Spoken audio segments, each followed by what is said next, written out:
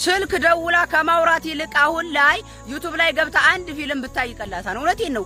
ለምን መሰላችሁ? ሁሉ ነገር ስልችት ስላላት እኮ ነው። ወደ እናንተ ብትደውል ጭቅጭቅ፣ ወደ አንዱ ስትደውል ኮርተሽ፣ ወደዚህ ስትደውል እንደዚህ ያለ ነገር አምጪ እንጂ የሷን ነገር የሷን ችግር የሚረዳት አንድ ሰው የለም። ስልክ አጥፍታ እኮ ለጥ ማለት መተኛት ትፈልጋለች። ነገር ግን አይምሮዋ ላይ የሆነ ችግር እየተመላለሰ አያስተኛትም። እንባ ነው የሚቀድማት። አንዱ ስታስብ፣ ወደ አንዱ ስትሄድ፣ ወደ አንዱ ስትመጣ በሐሳብ አይምሮዋ ሊፈነዳ ይነሳል።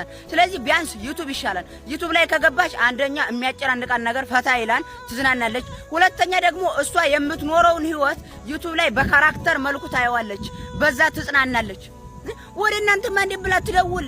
የራሳችሁ መሳቅ መጫወት ነው እንጂ የሰው ችግር አይገባችሁ። ደንዝዛችኋን እኮ።